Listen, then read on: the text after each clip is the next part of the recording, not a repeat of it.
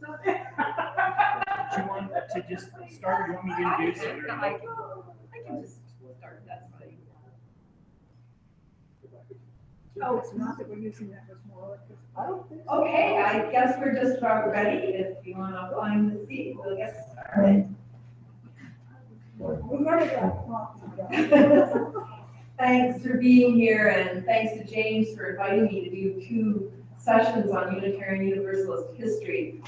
I think it's important to have a sense of link, to know where we come from. And at this point in time, when a lot of us are looking for hope and courage, we can be inspired by the forebears on whose shoulders we stand. So thanks for coming. Since Unitarians and Universalists didn't get together until 1961, we have 2 different routes to trace when we look at our history. Tonight, I want to talk about those 2 routes up until about 1900, and then next time, which will actually be in January, we'll talk about the 20th and 21st centuries. My plan is to offer a whirlwind tour and then a time for questions at the end, I hope. We can only skim the surface 400 years in an hour, it's still moving very quickly. But as we look at some of the people and movements that shape our history, we can also see how our religious values emerged and evolved during that time. So, as organized religious groups, Unitarians and Universalists arose in the 1500s during the Protestant Reformation.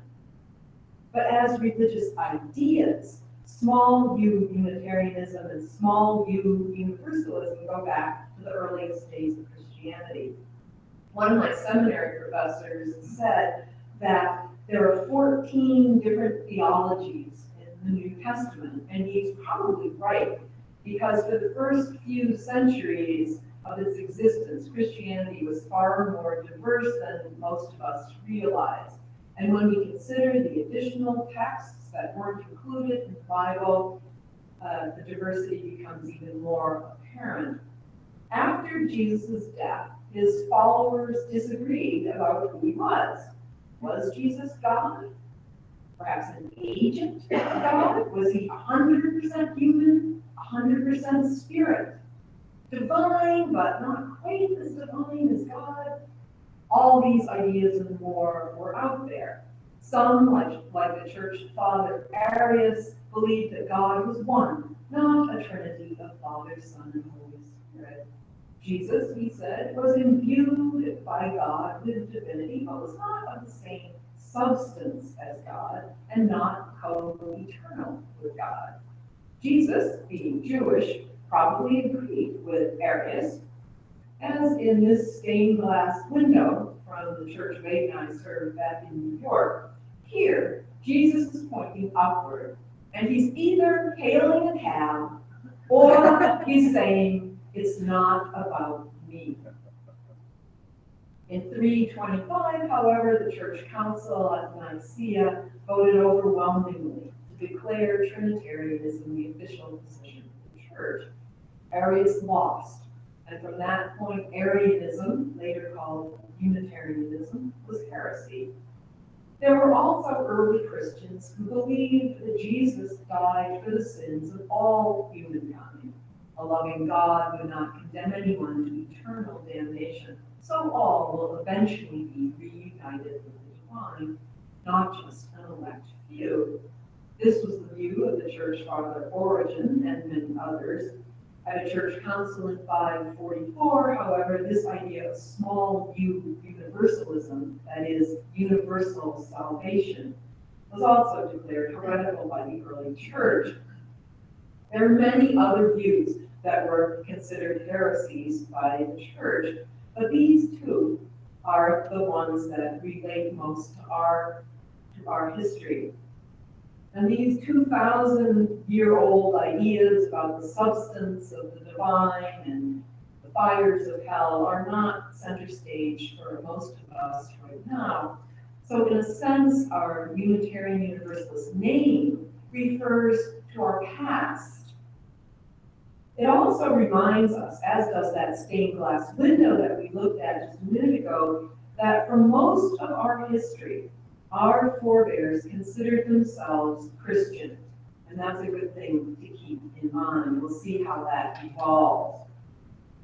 Yet I suggest that apart from these more old-fashioned ways of looking at what Unitarian and Universalism mean, here's a way that I like to look at it today.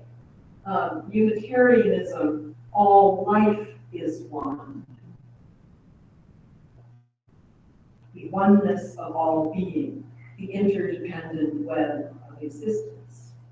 Universalism, our affirmation that all are worthy.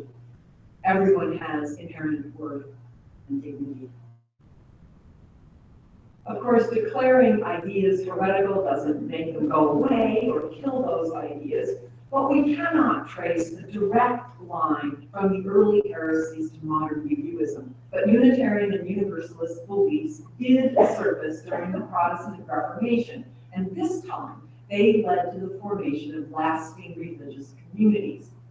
But first, a nod to the inventions that made our liberal religion possible: a printing press, movable type, and sheath paper. The first Gutenberg Bible was printed in 1455, and by 1500, Bibles translated into many languages were readily available.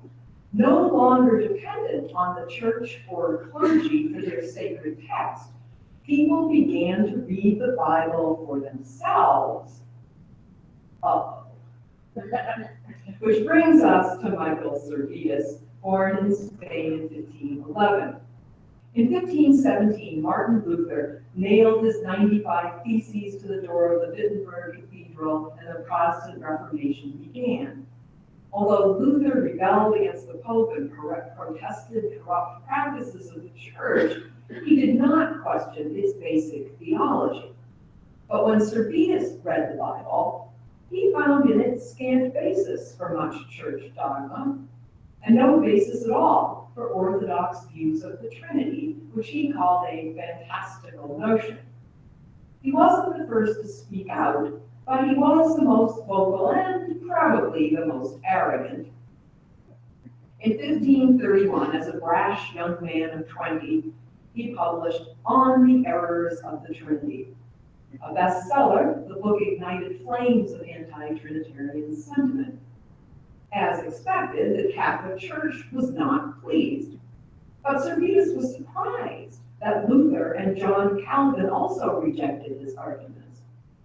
With the Spanish Inquisition after him, he lived under an assumed name in Paris, where he became an editor and physician and worked on a new book called The Restoration of Christianity.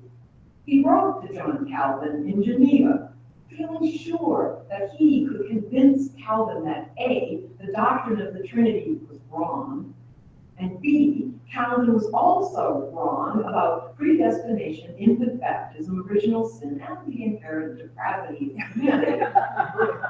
Servetus's ideas were later shared by Unitarians and many Universalists. Far from being convinced, Calvin decided that Servetus was dangerous and swore to destroy him if he ever came to Geneva. Under such circumstances, most of us would steer clear of Geneva, but not Servetus. Imprisoned by the French Inquisition, he escaped and headed for Italy by way of Geneva. Calvin had him arrested and tried for heresy. He was found guilty and burned at the stake in 1553. Many of his books were burned with him, but the flames did not silence his voice. And most important for our own history, his work had made its way to Poland and Transylvania.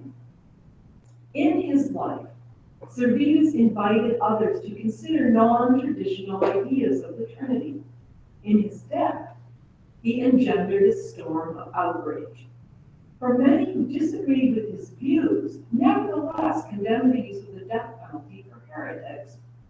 For the first time, voices began to speak out for freedom of conscience and religion. This is Sebastian Castellio, one of the respected theologians of the time, and he wrote of Servetus's execution.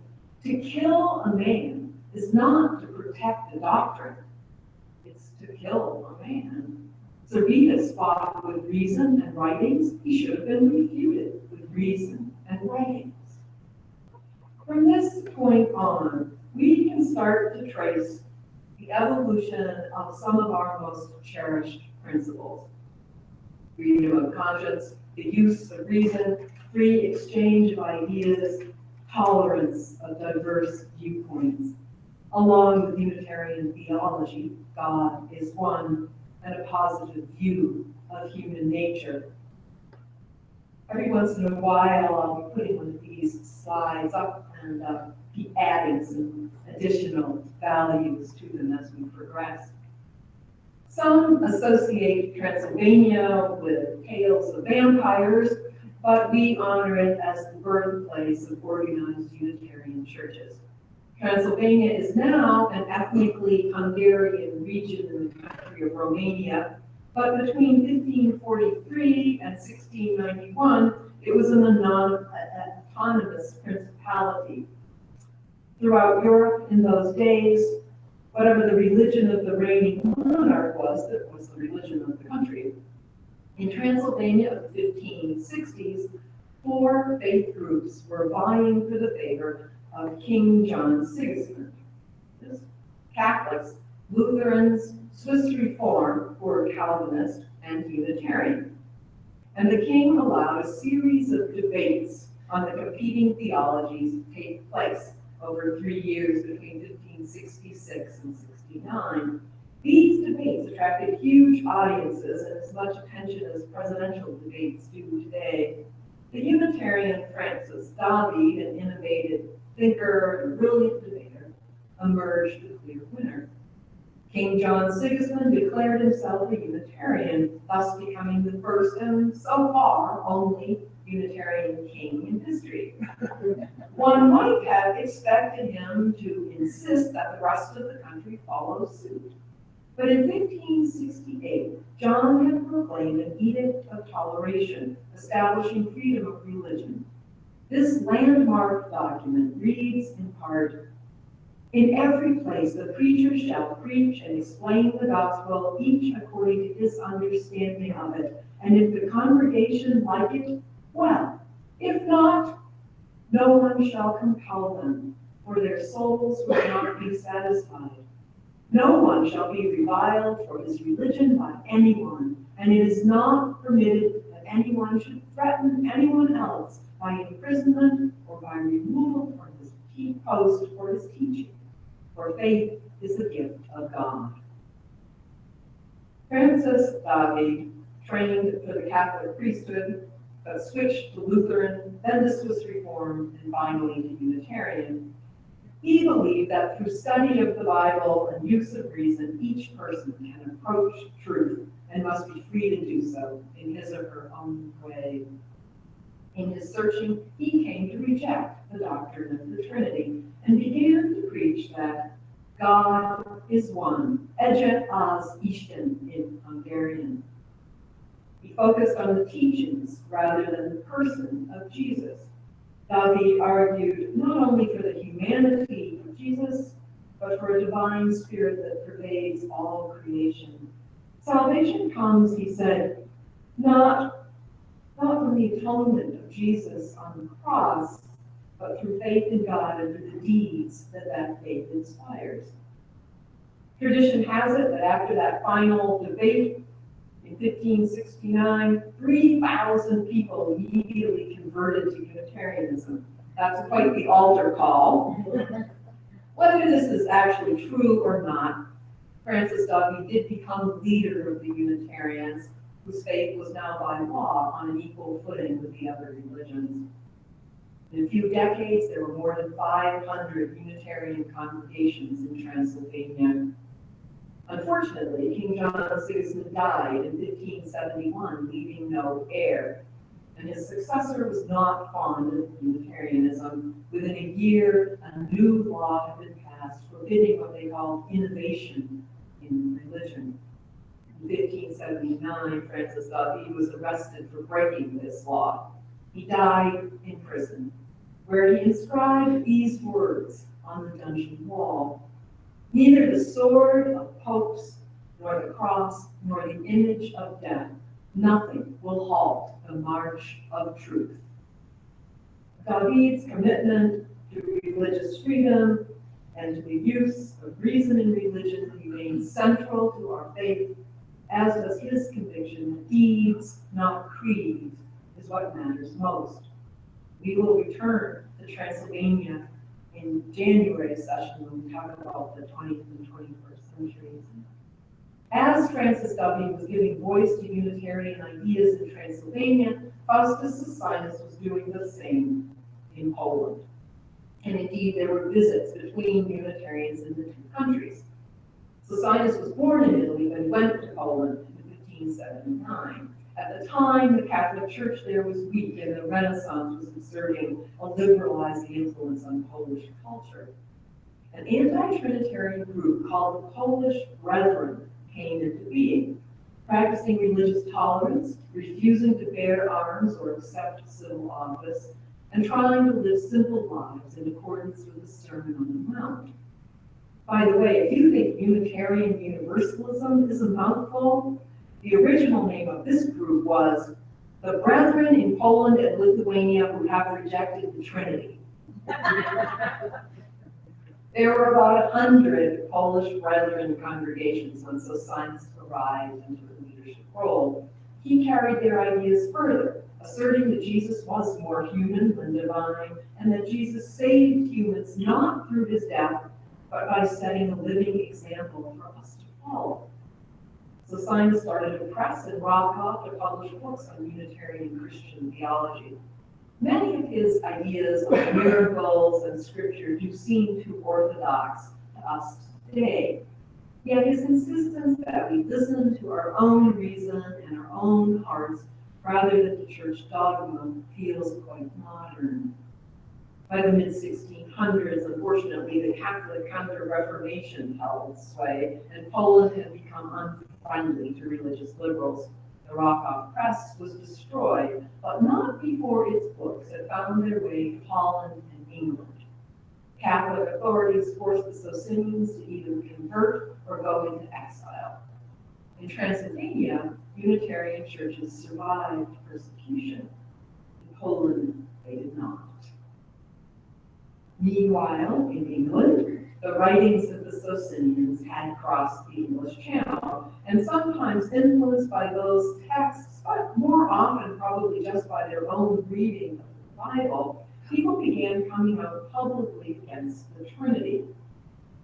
In 1647, for example, John Biddle published a tract called 12 Arguments Drawn Out of Scripture, in which he concluded that the doctrine of the Trinity was neither scriptural nor reasonable. He spent the rest of his short life in and out of jail for his views. In 1662, an anti-Puritan parliament passed an act of uniformity requiring all clergy to give unqualified assent to every word in the Anglican Book of Common Prayer.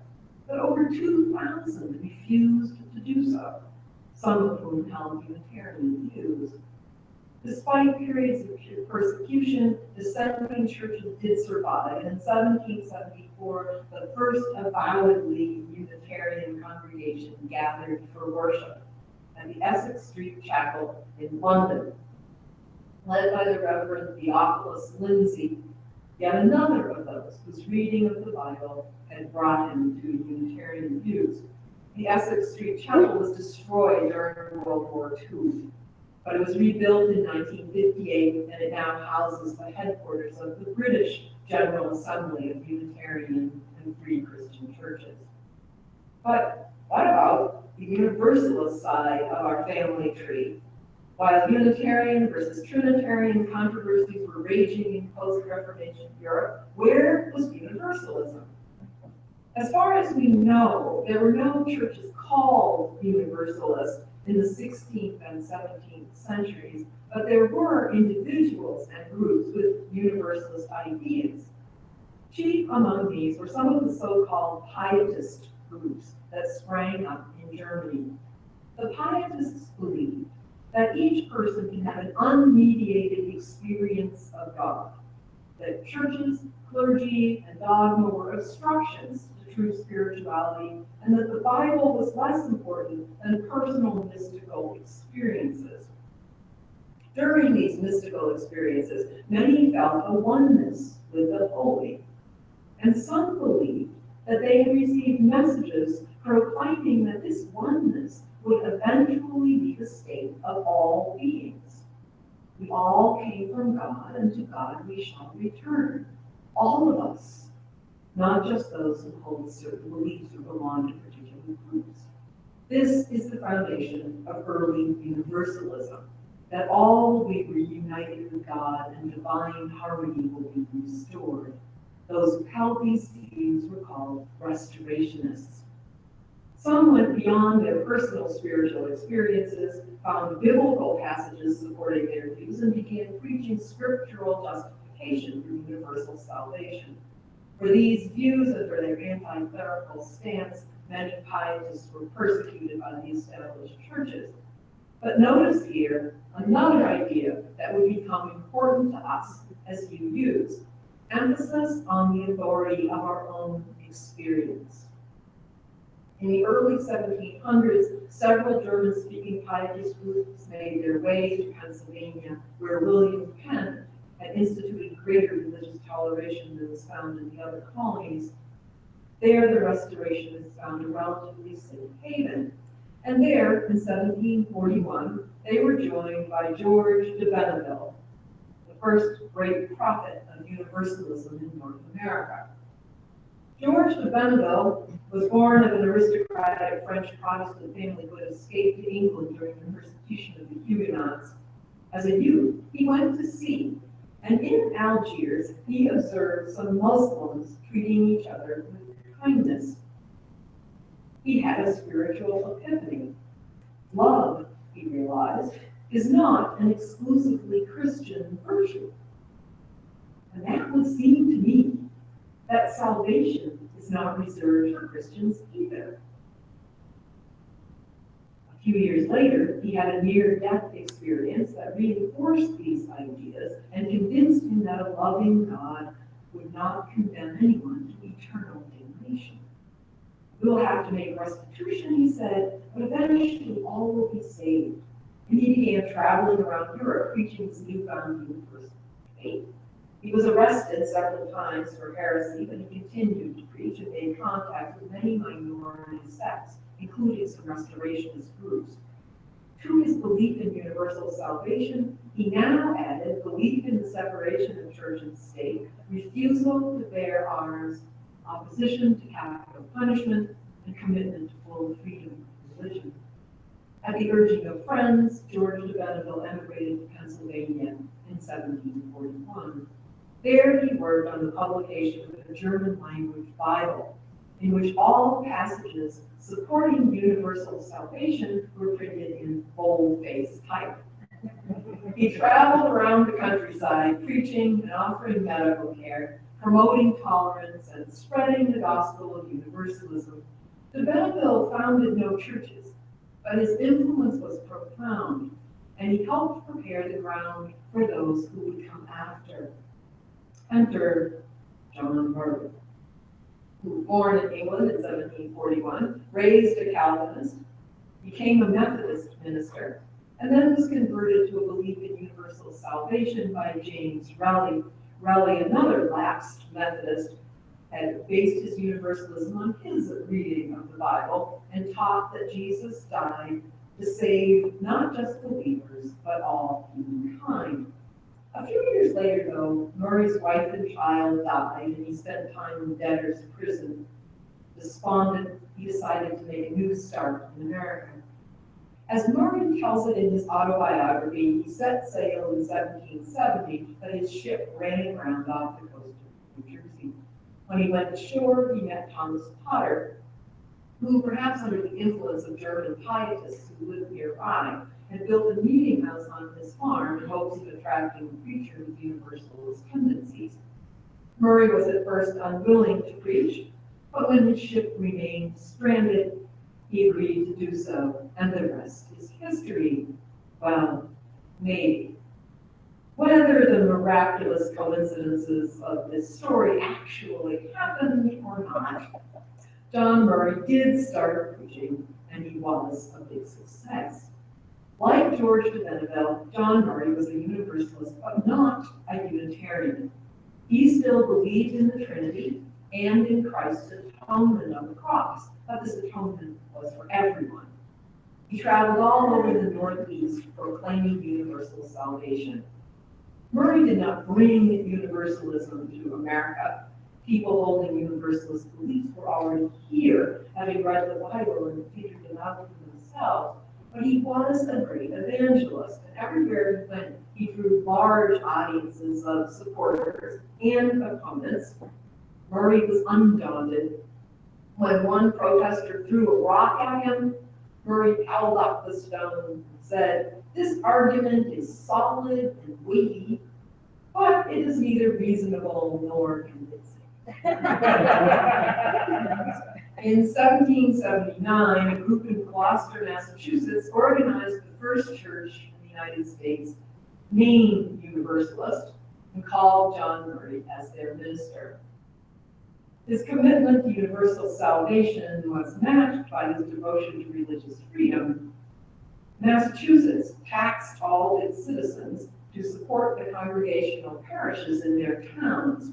The Gloucester Universalists refused to pay the tax, and eventually they won their case in court, an important blow for the separation of church and state, another value and treasure. Many 18th century liberal Christians had been influenced by the Enlightenment and its emphasis on science and reason. No longer accepting the Puritan doctrines of human depravity and predestination, some began to preach the unity rather than the Trinity of God, the reality of human goodness and free will, and the use of reason in interpreting Scripture. They weren't calling themselves Unitarian yet, but congregants began to slip away from Calvinism. Some Orthodox ministers, disturbed by this infidelity, encouraged the religious revivals of the mid-1700s known as the Great Awakening. Led by Jonathan Edwards and George Whitefield, revivalists traveled from town to town, preaching with power and enthusiasm, urging audiences to be born again to avoid hell. They directed their appeals especially to the less privileged. They emphasized the role of emotion in religion and decried what they call head knowledge. The resulting turmoil and the popularity of the revivals forced the hand of those who opposed the Great Awakening. Led by Charles Chauncey, liberals finally came out of the closet. Chauncey looks a bit stern in this picture, but he must have been loved by his parishioners, for he served as minister at First Church Boston for 60 years. Revivalists, said Chauncey, mistake their own egos or imaginations for messages from God. True inspiration must pass the test of reason, as must all interpretations of the Bible, and real religion must be judged not by the emotional outbursts it engenders, but by whether its adherents live ethical lives. Into the midst of this turmoil came Joseph Priestley, born in England in 1733. Most people know him as the chemist who discovered oxygen, but Priestley was also a Unitarian minister. In his book, History of the Corruptions of Christianity, Priestley argued against the Trinity and the doctrine of atonement. Jesus, he said, was completely human. A child of the Enlightenment, Priestley held that intellectual exploration leads to truth, and that there need be no conflict between science and religion. Priestley's fame as a scientist meant that his theological views got a wide hearing, but those views were not popular. He was vilified for his Unitarianism, and for his campaign for full tolerance of all religious dissent and equality for all religious groups. When he also voiced support for the French Revolution, an angry mob burned his home and his laboratory. Encouraged by his friends Thomas Jefferson and Benjamin Franklin, Priestley moved to the United States in 1794 and settled in Northumberland, Pennsylvania. He started a church there, and in 1796 he inspired the founding in Philadelphia of the first church in America to bear the name Unitarian. Priestley was not the founder of Unitarianism in America, for as congregational churches in New England had already begun to split along Unitarian and Trinitarian lines, and an Episcopal church, King's Chapel in Boston, had taken the Trinity out of the Book of Common Prayer back in 1785. But these churches weren't yet calling themselves, as Priestley had, Unitarian with a capital U.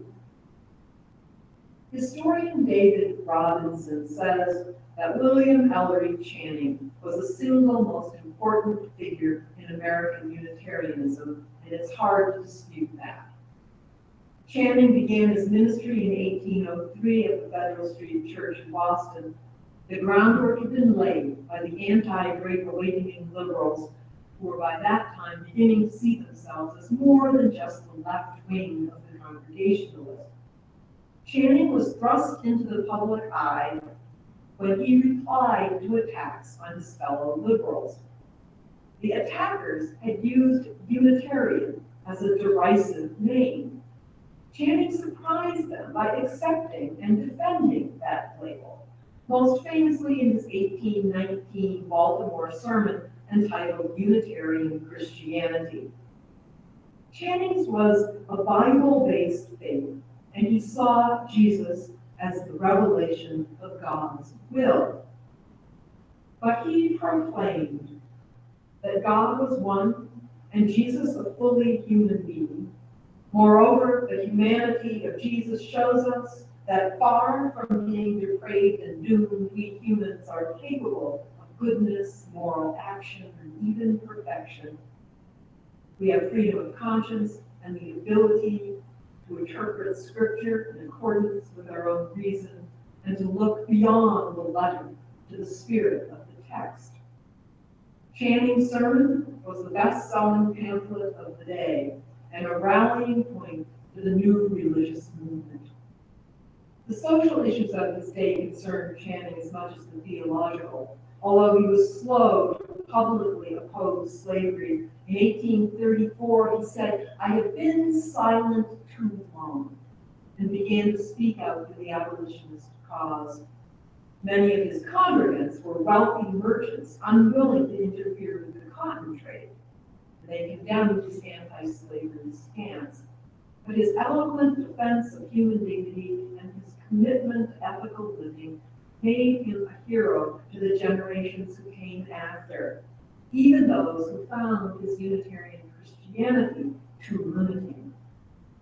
Channing's pulpit lectern is now at the Unitarian Universalist Association headquarters in Boston, and candidates for ministry get to give a sermon from that lectern, which is a very humbling experience. As was Channing to Unitarianism, so was Jose Ballou to American Universalist history. Born in 1771, he was the 11th child of an impoverished Baptist farmer preacher. In 1789, influenced in part by the writings of Ethan Allen, Ballou became a Universalist, and 2 years later began his career in ministry. He met John Murray, and while Ballou embraced universal salvation and the idea that God is love, he disagreed with Murray's Trinitarian views. If Christ is God, mused Hosea, then he is a son of himself. Ballou had become a Unitarian as well as a Universalist, and in his 1805 Treatise on Atonement, he argued eloquently against the idea that Jesus died for our sins.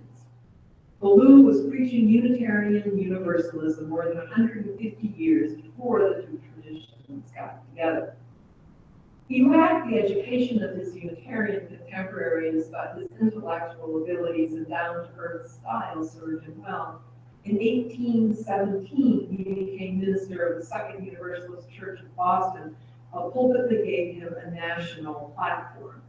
His message reached across the land, and it is in large part due to Ballou that at his death in 1852, there were 800,000 Universalists in the country. Well, not all of them were members of Universalist churches. Most Universalists of Ballou's day were restorationists who believed that after death, souls would be punished for sins, perhaps for a long time, but then afterwards united with God. In contrast, Jose Ballou was an ultra-universalist, also called a death and glory universalist, who said that those who do wrong suffer in this life, and after death all will immediately be united with the divine.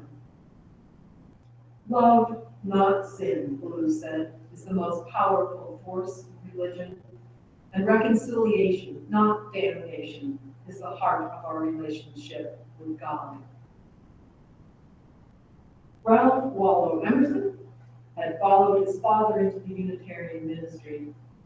The younger Emerson loved preaching, but disliked the rest of the job. After just 2 years in the ministry, he resigned his post, ostensibly because he refused to administer communion, but also because he disliked visiting parishioners.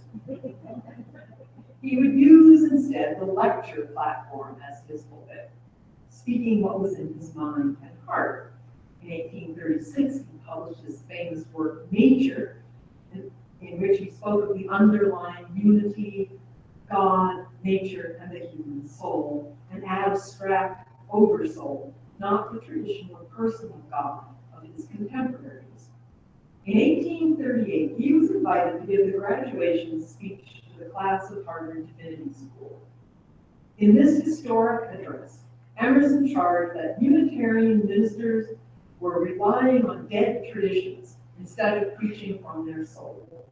He said each person should have his or her own original relationship to the universe, and a sermon should be the preacher's life passed through the fire of thought, not some dry analysis of scripture. Emerson did not stop with his critique of preachers. He also rejected the supernatural, ridiculed the miracles in the Bible, and accused Christianity of dwelling, as he put it, with noxious exaggeration on the person of Jesus. Though he himself had left the ministry, he urged the Harvard graduates to stay in the church and breathe new life into it. The Divinity School address raised a storm of controversy and divided Unitarianism into two camps, the liberal Christians and the transcendentalists. Could the two coexist? If not, which direction would Unitarianism take? Transcendentalism was a 19th century philosophical and literary movement centered in New England. Emerson was chief spokesperson for the essential unity of all things. Each of us has a spark of the divine, and we can look within ourselves for guidance. Beyond that, we can also look to other world religions, and this was pretty new, especially the religions of Asia, for inspiration. The Transcendentalist Club, begun by Unitarian minister George Ripley, included such Unitarian luminaries as Henry David Thoreau, Margaret Fuller, Theodore Parker, and Bronson Alcott, in addition to Emerson. During the 1840s, many Transcendentalists published work in The Dial, a magazine edited first by Fuller and then by Emerson. Some of them formed a commune called Brook Farm, where all shared equally work and benefits. The harmony to which they believed we are all predisposed proved elusive, however, and the commune disbanded in 5 years. Transcendentalist ideas, however, had a lasting effect on Unitarian Universalism and made us what we are today. For in succeeding decades, first Unitarians and then Universalists began to reject the Bible and Christianity as the sole sources of authority, turning instead to the individual's own experiences and stressing the value of intuition. This has sometimes been seen as opposing another important UU focus, that of reason and science as a path to truth. Living in that tension between intellect and intuition is a continuing challenge. But many today find our spirituality in our connections to nature, as did the transcendentalists.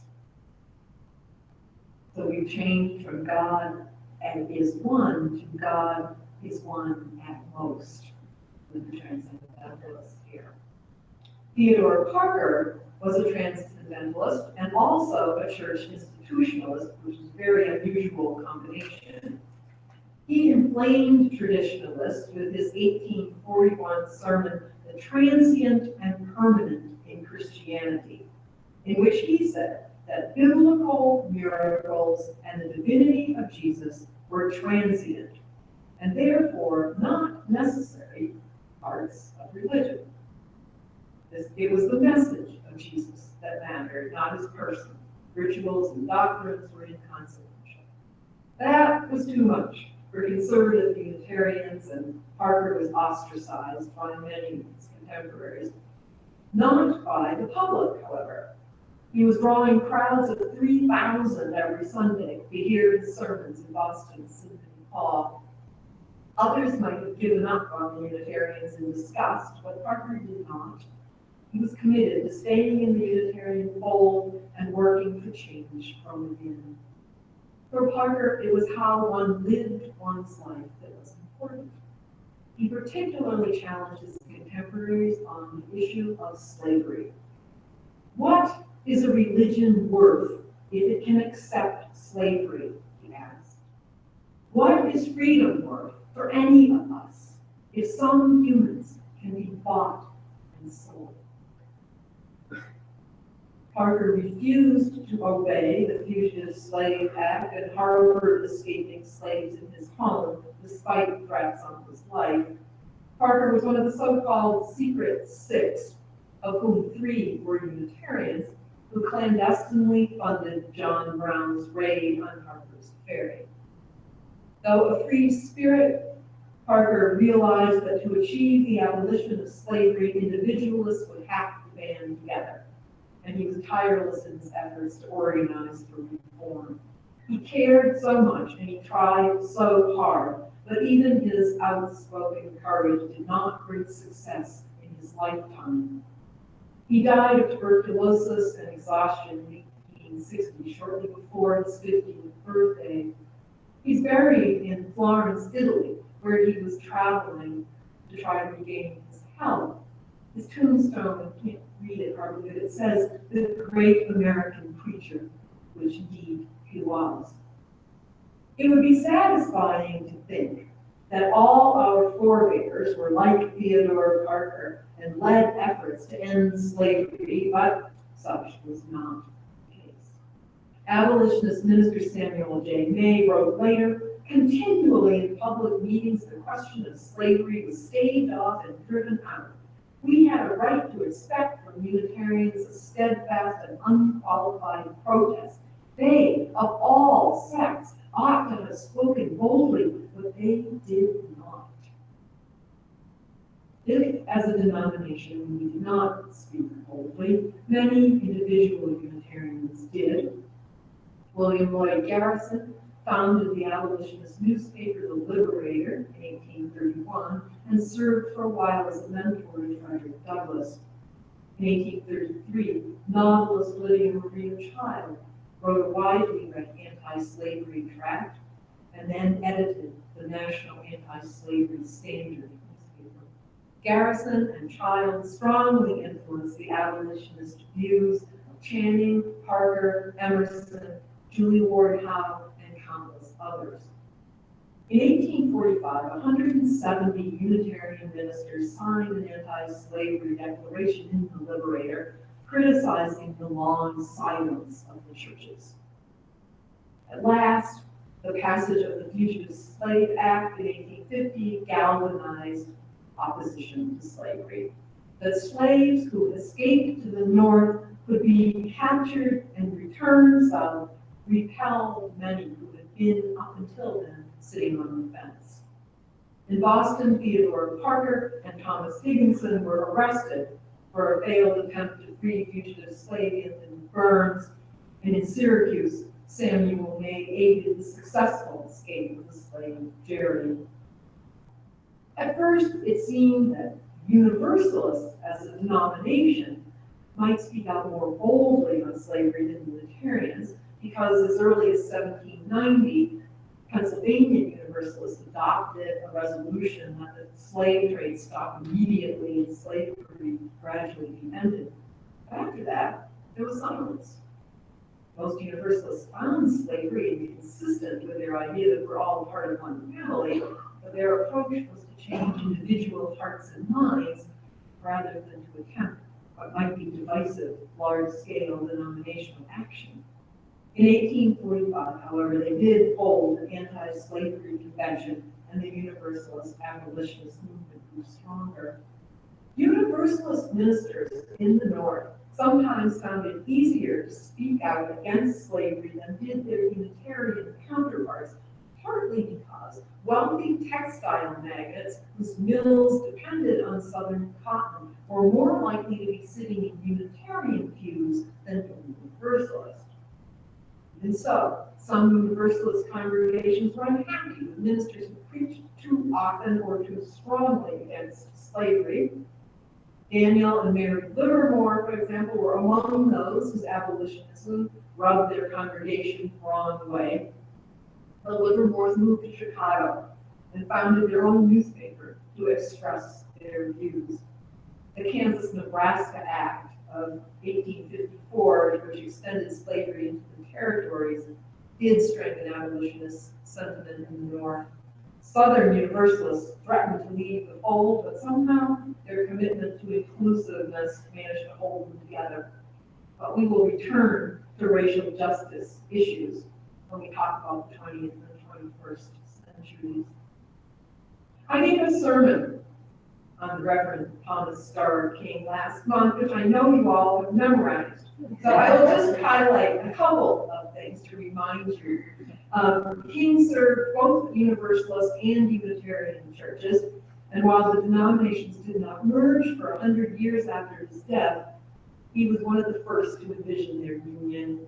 He always refused to acknowledge any significant difference between the two and said the only reason they had not already merged is that they were too near of kin to marry. Having accepted a post as minister of the Unitarian Church in San Francisco, King arrived in California in 1860 and was immediately drawn into the fight to preserve the Union and end slavery. He traveled the state fighting to keep California a free state, and wherever possible, starting new Unitarian congregations while he was at it. King's amazing oratorical skills drew tens of thousands to hear him speak, and he is credited justly with keeping California in union. King also raised more than $1 million for humanitarian aid during the Civil War, and somehow managed not to neglect the San Francisco church.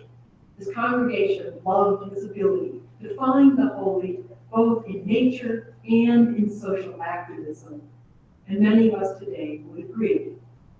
Sadly, King died from diphtheria and pneumonia when he was only 39 years old. I have to show you the two mountains that are named after one of my favorite beauties. I've talked a lot about famous individuals, but neither Unitarianism nor Universalism would have survived without the commitment of many people whose names we do not know. And we also needed organizations to pass our values on to succeeding generations. Universalists were the first to establish a national organization. After the formation of several statewide groups, the Universalist General Convention began in 1793, with delegates from congregations coming together.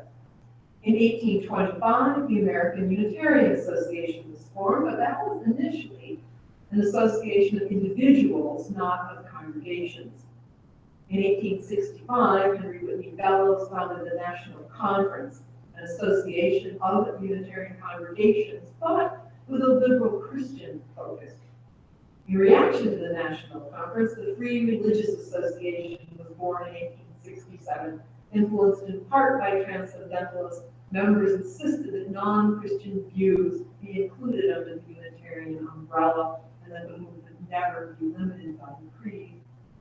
The Western Unitarian Conference, that had been formed in 1852 for churches in the Midwest, was initially conservative, but changed under the influence of the Free Religious Association. And in 1894, the Unitarian groups came together. More about that in just a minute. First, aside from having an amazing beard, Jacob Lloyd Jones was a charismatic preacher and a man of radical views. He insisted on a creedless religion and felt both the American Unitarian Association and the National Conference were too timid on social issues and too limited theologically.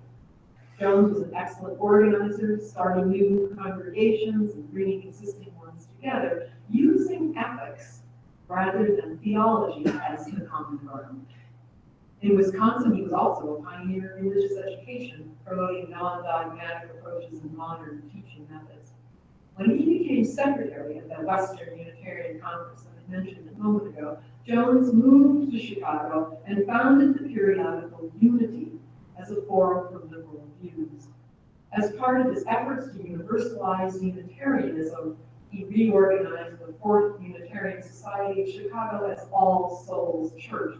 It was a bold experiment in non-sectarianism, with Christianity and God not part of the mission statement, which was, we join ourselves together in the interests of morality and religion as interpreted by the growing thought and purest lives of humanity, hoping thereby to bear one another's burdens and promote truth, love, and righteousness in the world.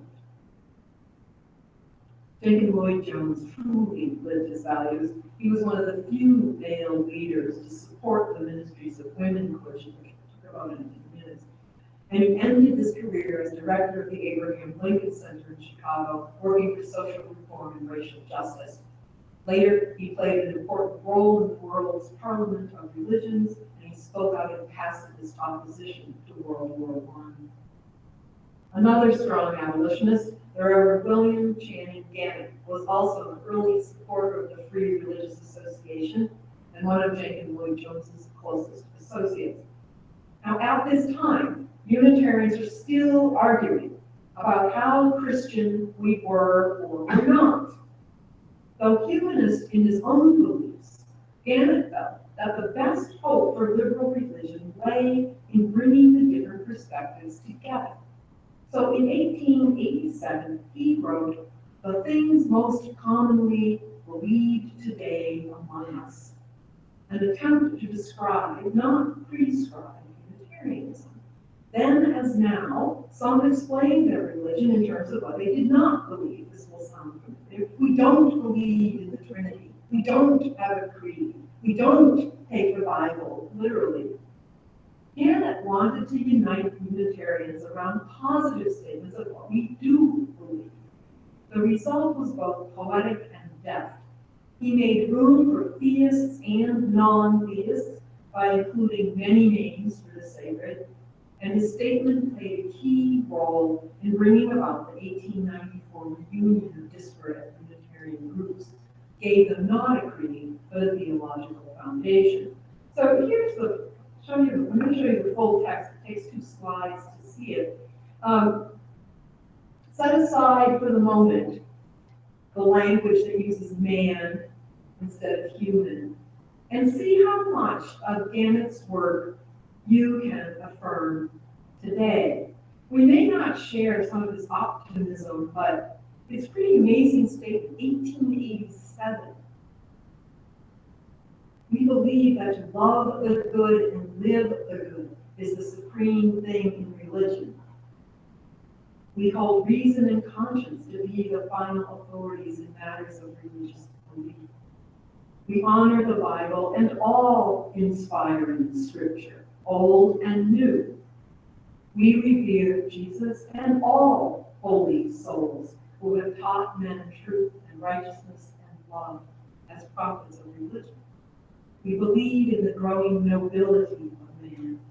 We trust the unfolding universe as beautiful, beneficent, unchanging order, to know this order is truth, to obey it is right and liberty and stronger life.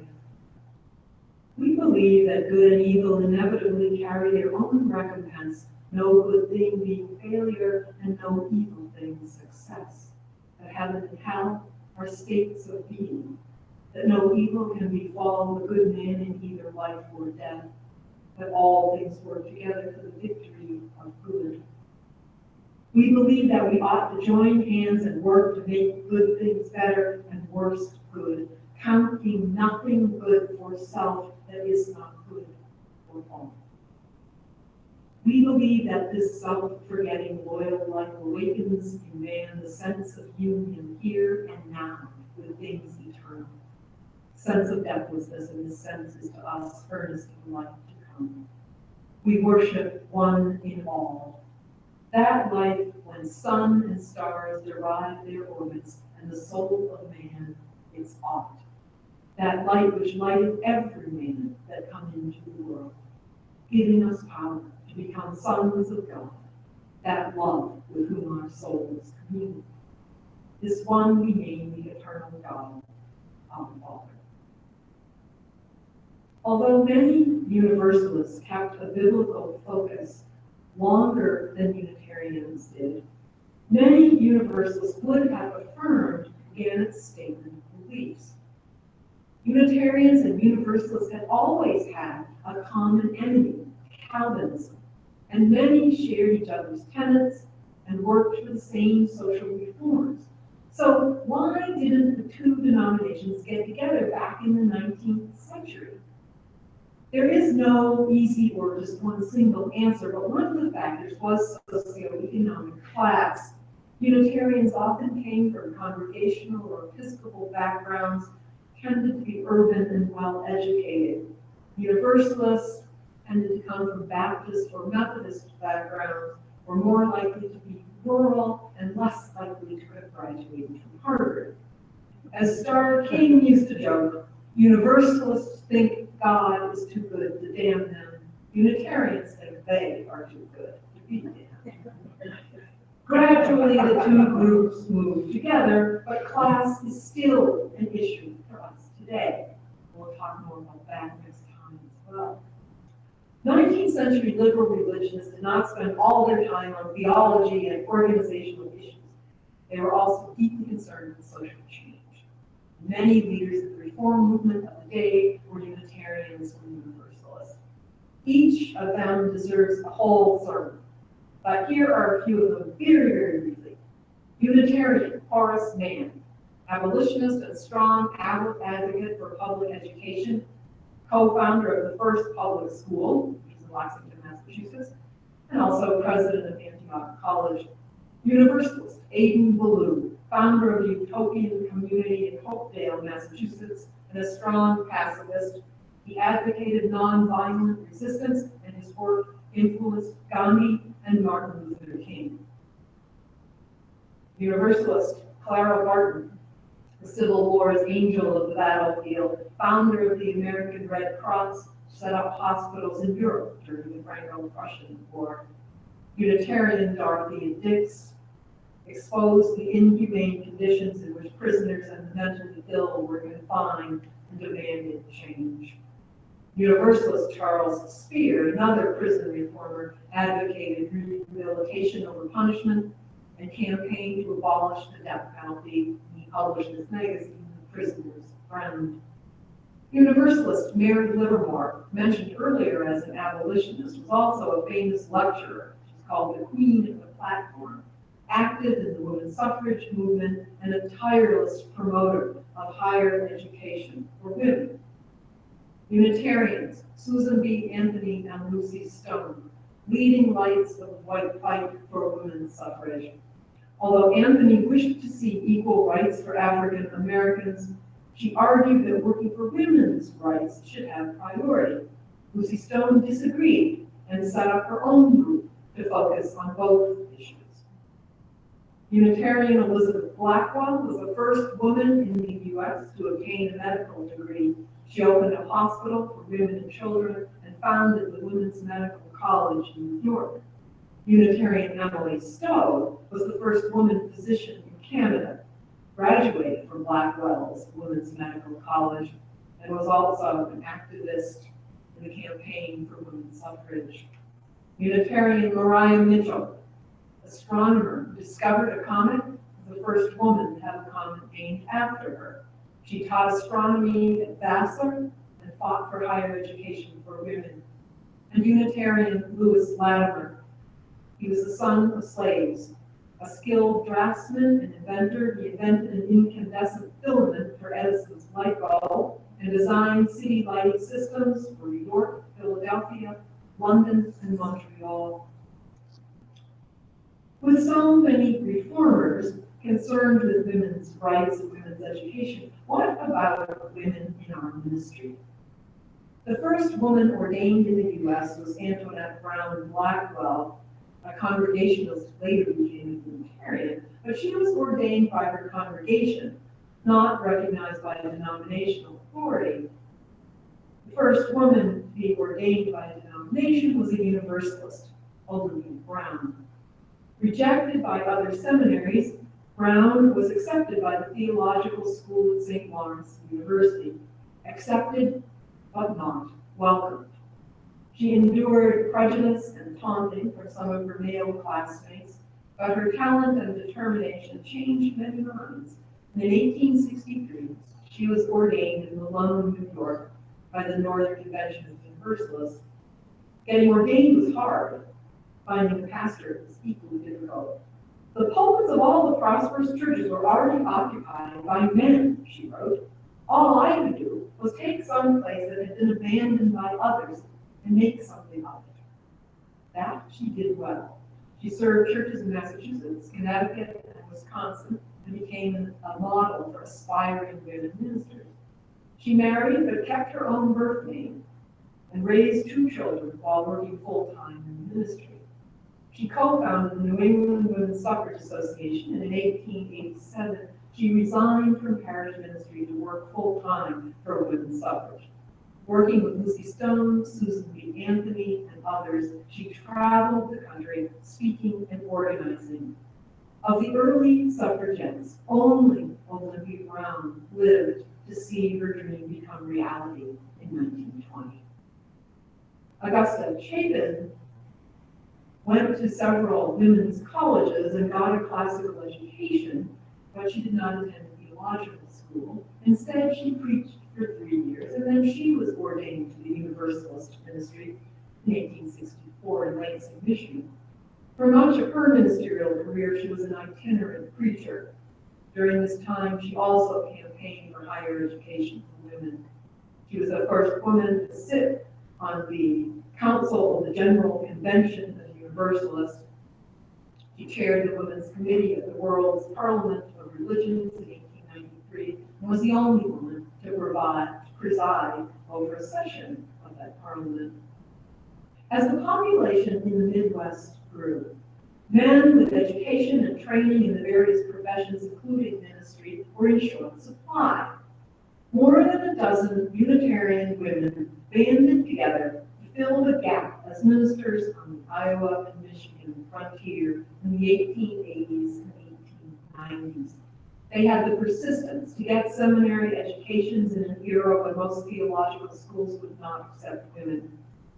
They then took on small congregations that in outposts that men didn't want to serve and built these churches into going concerns.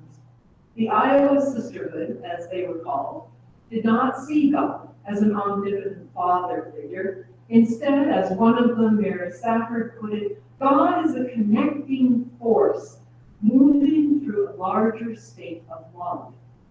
Religion, she said, works through community, therefore power in churches should be shared, with women and men equal. Sisterhood encouraged lay people to lead worship services and experimented with worship not centered around the minister's sermon. They designed church buildings that looked like homes with living rooms and fireplaces. And they kept those buildings busy all week with educational and community service programs often aimed at the needs of women and the poor. Between 1880 and 1900, the sisterhood founded 15 new churches and revived many others that had been floundering. Their buildings were new and paid for. They had ably run denominational affairs in their district. They were optimistic that they would break down gender stereotypes and effect reform. They were mistaken. Officials back east remained unenthusiastic about women in the ministry. American Unitarian Association President Samuel Eliot still thought a woman's place in the church was as a Sunday school teacher or a clerical assistant. He refused financial aid, assistance in finding positions, and even denominational publications to the women ministers. Moreover, by the turn of the century, the tone of the country as a whole was shifting. Rough Rider Teddy Roosevelt became the public's ideal. Unitarians announced the need for a manlier ministry, and the masthead of the denominational newspaper proclaimed a virile optimism in religion. This new emphasis on things masculine signaled the demise of the sisterhood's ministries. Failing to see that the true test of a manly religion would be women's equality in it, the church shut out its most talented women. Along with the rest of the country, Unitarians returned to old stereotypes of dominant men and subservient women. Not until the 1970s did women return to Unitarian Universalist ministry in large numbers. The sisterhood's dream of equality and shared ministry did not come true in their lifetimes. But that change did finally come, and their convictions about the immanence of the divine and the interweaving of sacred and secular continue to inspire us today. So let's end on a note of hope. In the late 1800s, the phenomenon of world's fairs emerged, first in Europe and then in the United States.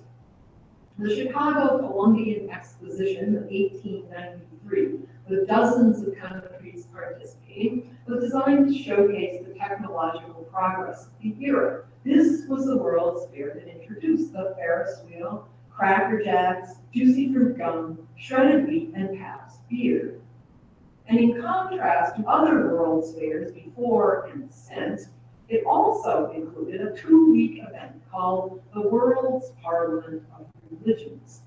This event was in part the brainchild of Jacob Lloyd-Jones, whom we met earlier.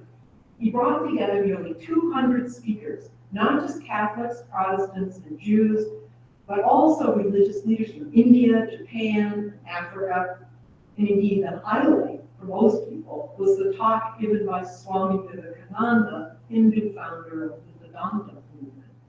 The growing commitment of late 19th century Unitarians and Universalists to drawing wisdom from all the world's religions and to interfaith efforts to build a better world is seen in the fact that 12% of the speakers at the Parliament were Unitarians or Universalists, a number far greater than their percentage in the general population. The Parliament gave birth to the International Association of Religious Liberals, which exists today as the International Association for Religious Freedom. The gathering showed that interfaith dialogue was not only possible but fruitful, and that universal ethical values could transcend theological and cultural differences. So here are some of the basic religious values that we have seen emerge in the almost 400 years that we've zipped through tonight. Our forebears gave us much, and though, as we've seen, many of them did not live to see their dreams fulfilled, they did not give up. And we must not give up either. So I close with the words of Max Kapp, who was the last dean of the theological school at St. Lawrence University, who wrote these words about 100 years after Olympia Brown graduated from that school. Many are the windows that will stay dark unless we light them. It is our watch now. Come then, apostles. Come, great hearts. Come, dreamers and singers and poets. Come, builders. Come, healers. It is we who must be keepers of the flame. It is we who must carry the imperishable fire. It is our watch now.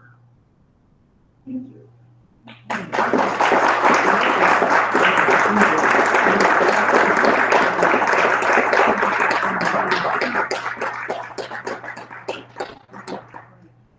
not even sure what time it is, but if folks have questions, we'd be happy to.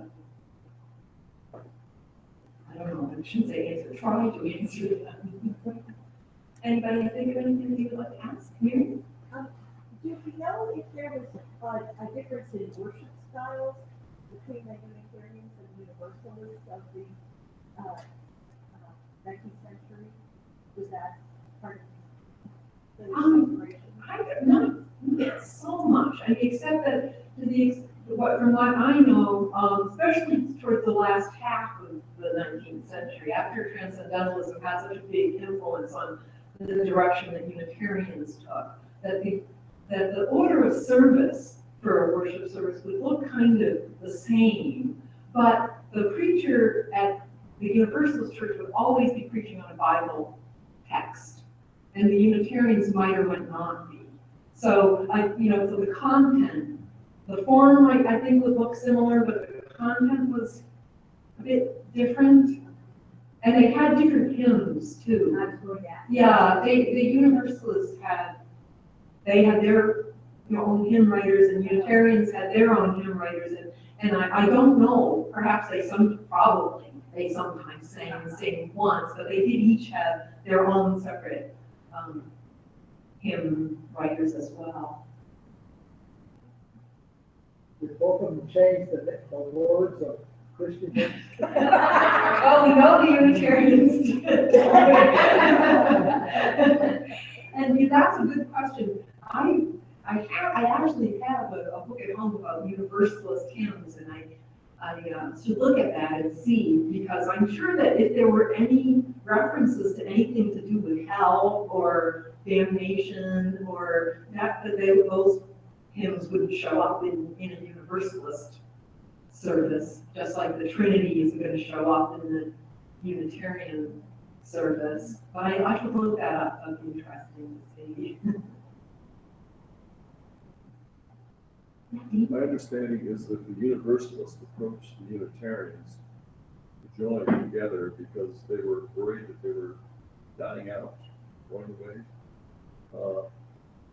How are they doing now? That's a good question, and I want to talk in the next session in part 2 about the whole coming together of Unitarian Universalism and the merger, because that was mostly a 20th century thing, except for a few individual people that thought it could happen much sooner, like Jose Bolu started King.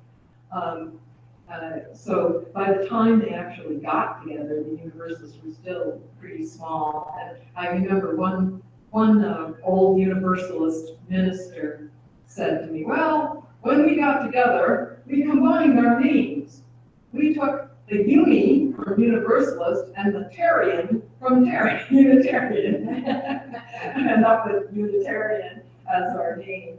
Unitarians are definitely more dominant, and some Universalists were reluctant, felt that they would lose themselves in the merger to some extent.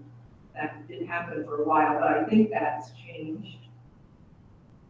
But I definitely hope we can talk about that more next time when we're into the 20th century. Thank you so much for coming.